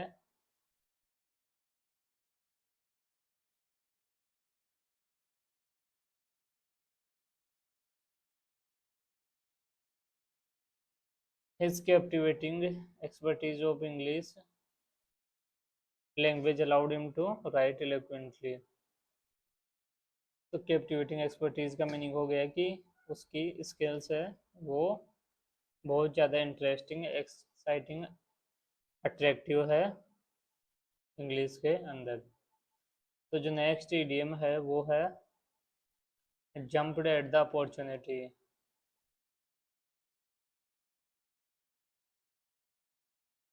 तो जंप्ड एट द अपॉर्चुनिटी का मीनिंग क्या हो गया? तो जंप्ड एट द अपॉर्चुनिटी का मीनिंग हो गया jump at the opportunity or to quickly take advantage of an opportunity. तो जंप्ड एट द अपॉर्चुनिटी का मीनिंग हो गया to quickly take advantage of an opportunity. तो जंप्ड एट द अपॉर्चुनिटी का meaning हो गया to quickly take advantage of an opportunity. Jumped at the opportunity का meaning हो गया to quickly take advantage of an opportunity.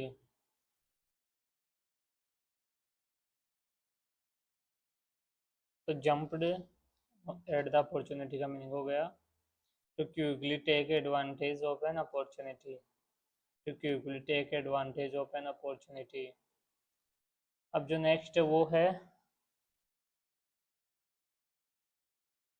Eight the 11th our, यानी 11th our होता है दिन का जो लास्ट टाइम होता है, या तो जो एट द 11th आवर का मीनिंग होगा in the last moment. At the 11th hour का मीनिंग हो गया इन द लास्ट मोमेंट। तो एट द 11th आवर इसका मीनिंग हो गया इन द लास्ट मोमेंट। तो एट द 11th आवर इसका मीनिंग हो गया in the last moment. At the 11th hour इसका मीनिंग हो गया in the last moment. At the 11th hour का मीनिंग हो गया इन द लास्ट मोमेंट। अब जो नेक्स्ट है वो है the best of both worlds, यानी जो ऐसे सबके लिए अच्छी हो, a good in every way. The best of both world's का मीनिंग हो गया good in every way. Best of both world's का मीनिंग हो गया good in every way. The best of both world's का मीनिंग हो गया good in every way. The best of both world's का मीनिंग हो गया गुड इन एवरी वे। तो बेस्ट ऑफ बोथ वर्ल्ड्स का मीनिंग हो गया good in every way. The best of both world's का मीनिंग हो गया गुड इन एवरी वे। जो नेक्स्ट इडियम है वो है think outside the box.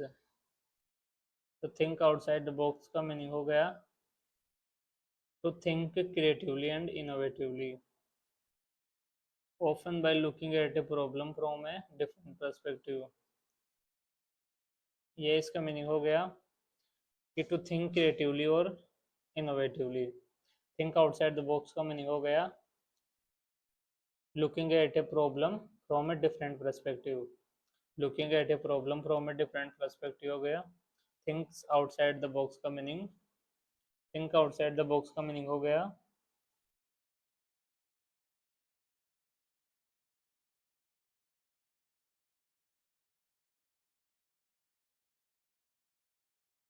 To think creatively and innovatively. जो थिंक आउटसाइड द बॉक्स इसका मीनिंग हो गया to think creatively and innovatively. Think outside the box का मीनिंग हो गया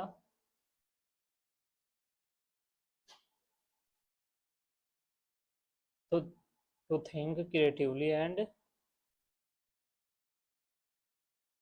इनोवेटिवली। तो जो नेक्स्ट है हमारा सॉल्यूशन वो है बैक टू बैक। तो जो बैक टू बैक ईडीएम है इसका मीनिंग क्या हो गया? तो जो बैक टू बैक ईडीएम है इसका मीनिंग हो गया something follows immediately after something. यानी जो बैक टू बैक है इसका मीनिंग हो गया something following immediately after something else. तो बैक टू बैक का मीनिंग हो गया something follows immediately after something. तो बैक टू बैक का मीनिंग हो गया something follows immediately after something else. तो बैक टू बैक का मीनिंग हो गया something follows immediately after something, यानी किसी चीज के जस्ट बाद में कोई दूसरी चीज। जो बैक टू बैक का मीनिंग हो गया something follows immediately after something else. तो बैक टू बैक का मीनिंग हो गया something follows immediately after something else. तो बैक टू बैक का मीनिंग हो गया something follows immediately after something else. तो जो अब हमारा नेक्स्ट इडियम है वो है मैक वेव्स। मैक वेव्स का मीनिंग हो गया, जो ईडीएम है वो है मैक वेव्स। मैक वेव्स का मीनिंग हो गया टू कॉज डिफिकल्टी, यानी कोई प्रॉब्लम या कोई डिफिकल्टी का कारण। मैक वेव्स का मीनिंग हो गया to cause difficulty. Make waves का मीनिंग हो गया टू कॉज डिफिकल्टी, यानी डिफिकल्टी का कारण। तो मैक वेव्स का मीनिंग हो गया टू कॉज डिफिकल्टी। तो जो मैक वेव्स है इसका मीनिंग क्या हो गया? मैक वेव्स का मीनिंग हो गया टू कॉज डिफिकल्टी। तो जो मैक वेव्स है इसका मीनिंग हो गया टू कॉज डिफिकल्टी। अब जो नेक्स्ट ईडियम है वो है up the ante. Up the ante का मीनिंग हो गया increase demand. Up the ante का मीनिंग हो गया increase demands. Up the ante का मीनिंग हो गया इंक्रीज डिमांड्स। तो अप द एंट का मीनिंग हो गया increase demands. Up the ante का मीनिंग क्या हो गया? Increase demands. To win the contract the company had to up the ante with a better offer, यानी increase demands. Up the ante का meaning हो गया increase demand. Cats in the cradle का meaning हो गया complicated relationship. Cats in the cradle. तो next idiom वो है cats in the cradle. Cats in the cradle का मीनिंग हो गया कॉम्प्लिकेटेड रिलेशनशिप्स। तो कैट इन द क्रेडल का मीनिंग हो गया कॉम्प्लिकेटेड रिलेशनशिप्स। तो कैट्स इन द क्रेडल का मीनिंग हो गया कॉम्प्लिकेटेड रिलेशनशिप्स। तो कैट्स इन द क्रेडल का मीनिंग हो गया कॉम्प्लिकेटेड रिलेशनशिप्स। तो कैट्स इन द क्रेडल का मीनिंग क्या हो गया? कैट इन द क्रेडल का मीनिंग हो गया कॉम्प्लिकेटेड रिलेशनशिप्स। तो कैट इन द क्रेडल का मीनिंग हो गया कॉम्प्लिकेटेड रिलेशनशिप्स। तो कैप इन द क्रेडल का मीनिंग हो गया कॉम्प्लिकेटेड रिलेशनशिप्स। तो कैप इन द क्रेडल का मीनिंग क्या हो गया? कैप इन द क्रेडल का मीनिंग हो गया complicated relationships.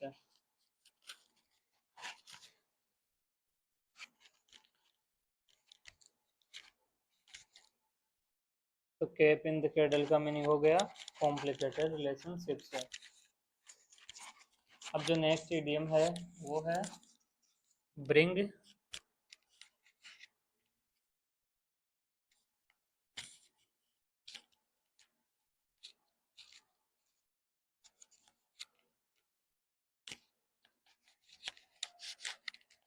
Bring to book. Bring to book का मीनिंग हो गया टू पनिश समवन, यानी जो ब्रिंग द बुक है उसका मीनिंग क्या हो गया?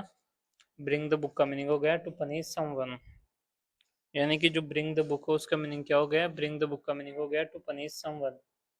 तो जो नेक्स्ट इडियम है हमारा वो है ब्रिंग द बुक।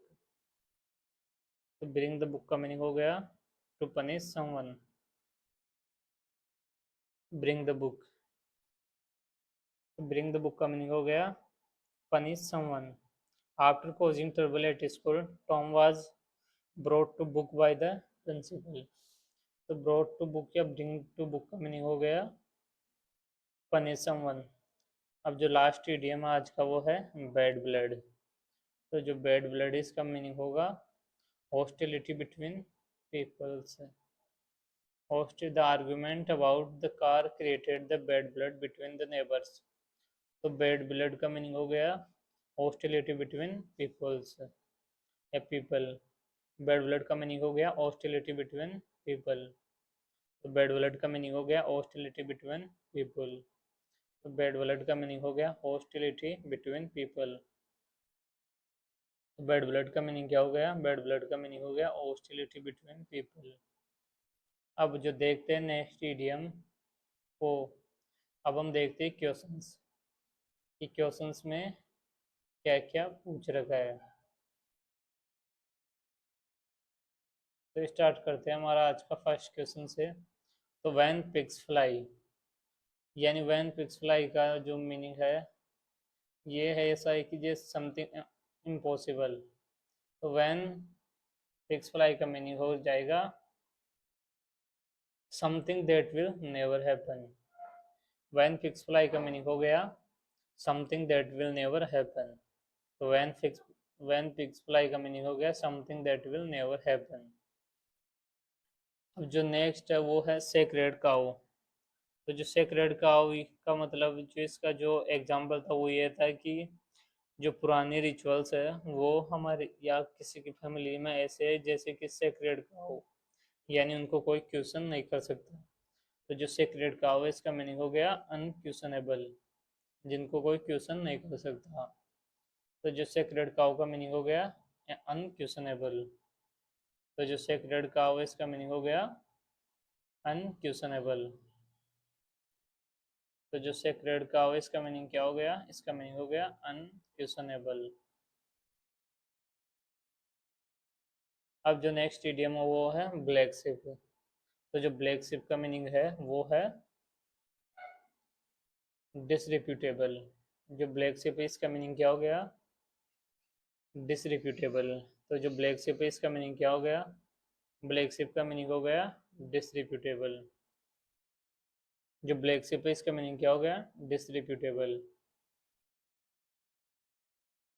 तो जो नेक्स्ट ईडीएम है, नेक्स्ट क्वेश्चन है उसमें हमारे को सॉल्यूशन दे रखा है, जो कि क्वेश्चन में इन ए डिफिकल्ट सिचुएशन, और उसका जो ईडीएम है वो है हाई एंड ड्राई। तो ये हमारे रिपीटेड ईडीएम्स में है, जैसे जेल के एग्जाम्स में पूछा हुआ है। तो आप अपना आंसर है वो कमेंट में लिख सकते हो, जितने भी ईडीएम्स आपको रिकॉल कर पा रहे हो उनको। जैसे कि आपने मान लो ये नेक्स्ट क्वेश्चन देखेगी गेट इसी फिट, तो ये जो हमारा नेक्स्ट क्वेश्चन है ये हो गया गेट इसी फिट। तो आप यहाँ पे वीडियो को पॉज करके जो अपना आंसर, इन दोनों के आंसर वो कमेंट में लिख सकते हो। तो गेट इसी फिट का मीनिंग होगा,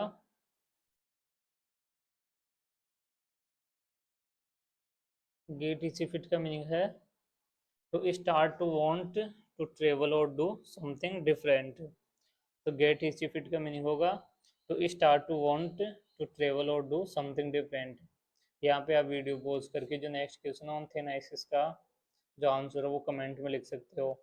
जैसे कि मान लो पहले मैं सॉल्यूशन आपको याद करवा रहा हूँ, उसके बाद मैं आपको ऑप्शंस दे रहा हूँ, तो आप ये चेक कर सकते हो कि आपको इनमें से कितने क्वेश्चन याद हुए या कितने क्वेश्चन आप से टिक कर पा रहे हो। तो अपने स्कोर भी कमेंट में लिखना, और आप अपना आंसर भी कमेंट में लिख सकते हो।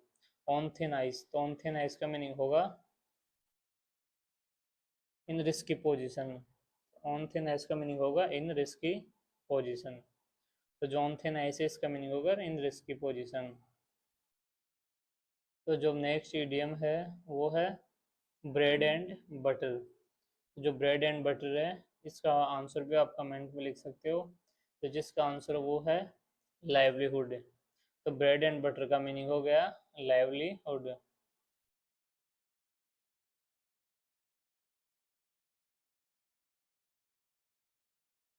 तो जो अब नेक्स्ट ईडीएम है, नेक्स्ट क्वेश्चन है, उसमें हमारे को जो ईडीएम का आंसर दे रखा है, बाकी ईडीएम्स वो ईडीएम्स हमें क्वेश्चन में दे रखा है और उसका सॉल्यूशन है वो ऑप्शंस में दे रखा है। तो ए टीम्स कैप्टन ऑलवेज कीप्स ए लेवल हेड। तो जो हमारा ईडीएम है वो है कीप्स ए लेवल हेड। ए लेवल हेड, ए लेवल हेड हमारा ईडीएम है। तो ए लेवल हेड का मीनिंग क्या होगा, तो ए लेवल हेड का मीनिंग होगा ए लेवल हेड। तो ए लेवल हेड का मीनिंग होगा रिमेन काम एंड कंपोज्ड। तो आप अपना आंसर कमेंट में लिख सकते हो। तो ए लेवल हेड का मीनिंग हो गया रिमेन काम एंड कंपोज्ड। अब जो हमारा नेक्स्ट इडियम है वो है कीप योर पैंट्स ऑन। तो कीप योर पैंट्स ऑन का मीनिंग होगा to keep calm and quiet. तो कीप योर पैंट्स ऑन का मीनिंग हो गया to keep calm and quiet. तो आप अपना आंसर है वो कमेंट में लिखिए, देखिए क्या है। जैसे कि निप इन द बर्ड, ये तो आपको याद होगा ही, ये पॉपुलर भी है और इसको तुम यूज़ भी कर सकते हो। जैसे मान लो कोई बड़ी बड़ी बातें कर रहा हो कि जैसे कि मैं मिलियनर बनूंगा या मैं फिल्म स्टार बनूंगा, तो आप उसको बोल सकते हो कि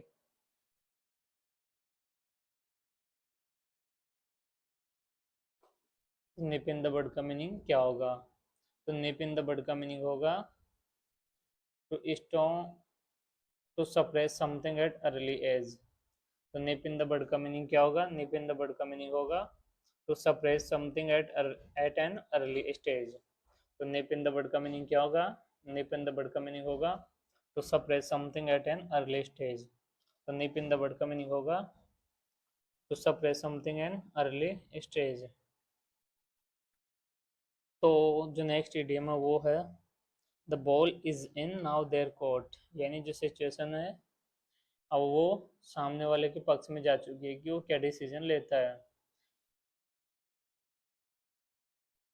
तो जो इसका आंसर होगा वो होगा फर्स्ट, यानी it is time for someone to deal with a problem और make decisions because other peoples have already done as much as they can, यानी कि जो एक ग्रुप है उसने अपना जितना हो सकता है उतना काम कर चुके हैं कि जो अब बॉल है वो दूसरी पार्टी के कोर्ट में है। तो फ्रॉम क्रेडल टू ग्रेव, यानी किसी के बचपन से उसकी लास्ट टाइम तक। तो जिसका मीनिंग होगा वो होगा फ्रॉम क्रेडल टू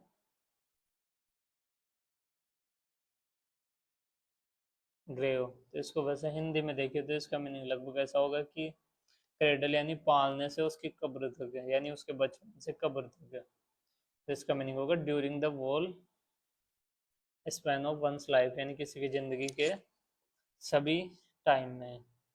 तो फ्रॉम क्रेडल टू ग्रेव का मीनिंग हो गया during the whole span of one's life. अब जो नेक्स्ट इडियम है वो है चिप ऑन द शोल्डर। तो चिप ऑन द शोल्डर का मीनिंग हो गया ऑफेंडेड, यानी किसी को परेशान करना। तो चिप ऑन द शोल्डर का मीनिंग हो गया ऑफेंडेड। तो चिप ऑन द शोल्डर का मीनिंग क्या हो गया? चिप ऑन द शोल्डर का मीनिंग हो गया ऑफेंडेड। तो चिप ऑन द शोल्डर का मीनिंग क्या हो गया? चिप ऑन द शोल्डर का मीनिंग हो गया ऑफेंडेड। अब जो नेक्स्ट ईडियम है सी आई टू आई। तो सी आई टू आई का मीनिंग हो जाएगा कि किस एग्री टू समवन। तो सी आई टू आई का मीनिंग हो गया to agree with someone. See eye to eye का मीनिंग क्या हो गया? इसका मीनिंग हो गया टू एग्री विथ समवन। अब जो नेक्स्ट ईडियम है वो तो उसको देखे तो वो है question number 14।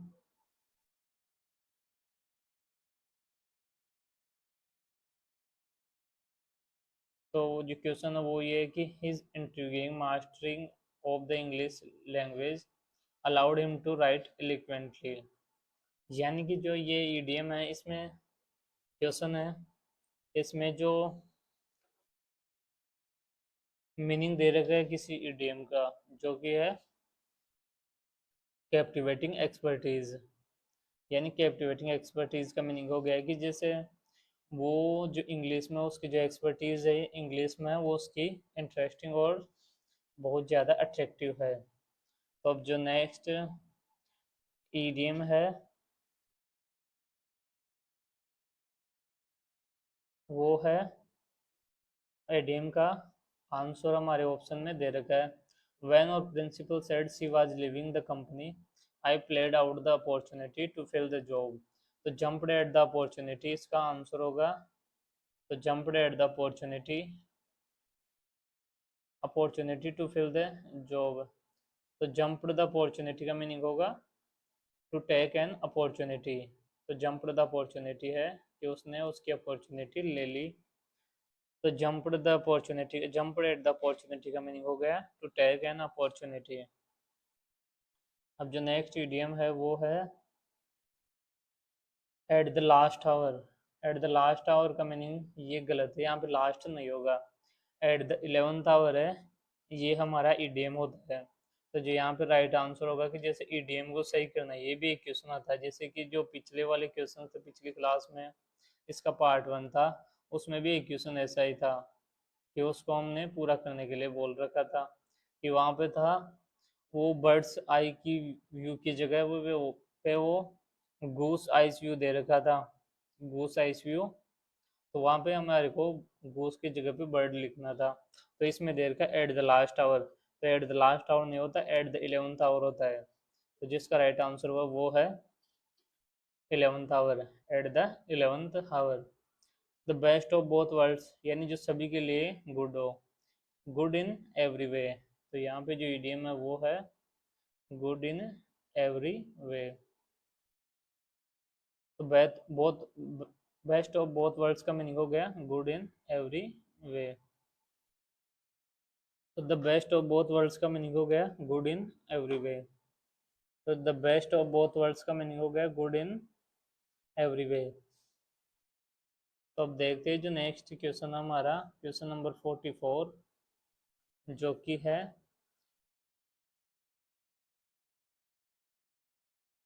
The team always space to come up with a unique advertisement for all its clients. तो इसका मीनिंग हो गया कि जो टीम है वो हमेशा जो नॉर्मल लोग कर रहे हैं उससे यूनिक तरीके से आती है, यूनिक तरीके के आइडियाज लाती है फॉर क्लाइंट्स के लिए। यानी कि जो टीम है वो जो नॉर्मल लोग सोच रहे हैं उससे थोड़ा अलग सोचते हैं, यानी outside think outside the box. यानी कि वो जो नॉर्मल लोग, जैसे मान लो कि कुछ लोग सेम थिंग सोच रहे, तो जो टीम है वो उन लोगों से अलग सोचते हैं, यानी थिंक आउटसाइड द बॉक्स यहाँ पे फिट होगा इस ऑप्शन के अंदर। तो थिंक आउटसाइड द बॉक्स का मीनिंग हो गया टू थिंक क्रिएटिवली और इनोवेटिवली। तो जो थिंक आउटसाइड द बॉक्स का मीनिंग हो गया कि to think outside the box, think outside the box. अब बैक टू बैक का मीनिंग होता है कि एक चीज के बाद में जस्ट उसके बाद में दूसरा काम स्टार्ट कर देना। जैसे कि मान लो आप अभी ये क्लास देखने के बाद में जस्ट बाद में आप फोन खोल के रील वगैरह चलाने लग जाओगे, तो वो बैक टू बैक काम हो गए तुम्हारे स्टडी रील्स इंस्टाग्राम।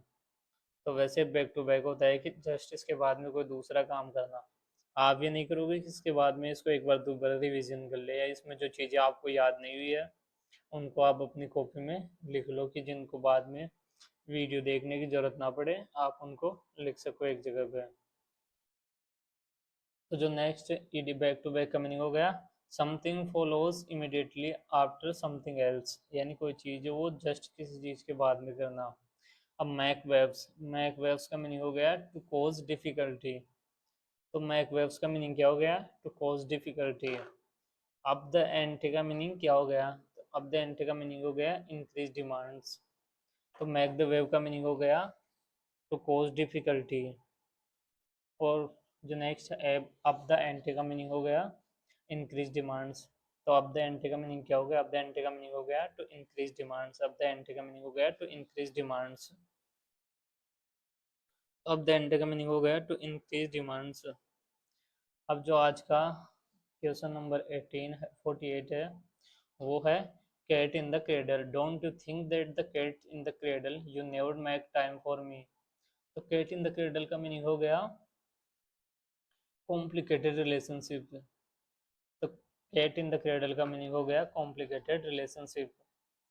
तो कैट इन द क्रेडल का मीनिंग हो गया कॉम्प्लिकेटेड रिलेशनशिप। तो कैट इन द क्रेडल का मीनिंग हो गया कॉम्प्लिकेटेड रिलेशनशिप।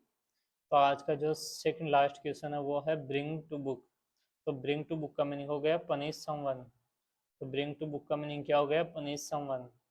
तो ब्रिंग टू बुक का मीनिंग क्या हो गया पनिश समवन। तो ब्रिंग टू बुक का मीनिंग क्या हो गया पनिश समवन। अब हम देखते हैं आज का लास्ट क्वेश्चन जो कि है बैड ब्लड। तो जो बैड ब्लड होता है इसका मीनिंग होता है हॉस्टिलिटी बिटवीन पीपल्स, यानी लोगों के बीच में असहमति होना या लड़ाई झगड़े होना। यानी बैड ब्लड यानी इनका खून खराब है। तो बैड ब्लड का मीनिंग हो गया hostility between people. Bad blood का मीनिंग क्या हो गया, बैड ब्लड का मीनिंग हो गया हॉस्टिलिटी बिटवीन पीपल। तो hostility between people bad blood का मीनिंग हो गया। तो यहीं पे एंड करते हैं अपनी क्लास को। तो thanks for watching this class.